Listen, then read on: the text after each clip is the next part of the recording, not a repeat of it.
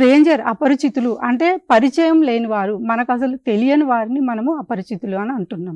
So, ఈ అపరిచితులు గురించి మనము ముందు ముందు వాళ్ళు ఎట్లా పిల్లల్ని ఆశ పెడతారు, ఏ విధంగా మోసగించే ప్రయత్నం చేస్తారన్నది చెప్పుకుంటాము.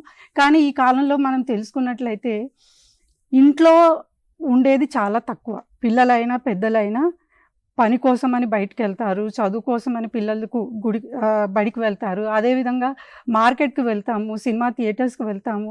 ఎక్కడ కూడా మనం ఇంట్లో ఉండి సమయం గడిపేది తక్కువైంది. బయటకు వెళ్ళి మనం సమయం గడిపేది ఎక్కువైంది. సో, బయటకి ఖచ్చితంగా వెళ్ళాల్సిన అవసరం ఉంది ఈ కాలంలో.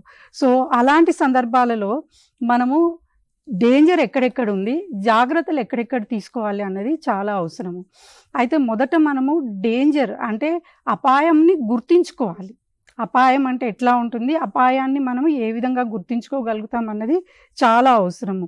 అదేవిధంగా మనం బయటికెళ్ళినప్పుడు పోయినసారి కూడా చెప్పాను, పిల్లలు మన పరిసరాలని, చుట్టుముట్టు ఉన్న పరిసరాలని మనము గమనించుకోవాలి. చుట్టూ ఏముంది, ఎవరున్నారు, ఎలాంటి మనుషులున్నారు, ఈ ప్రదేశం ఎలాంటిది అన్నది.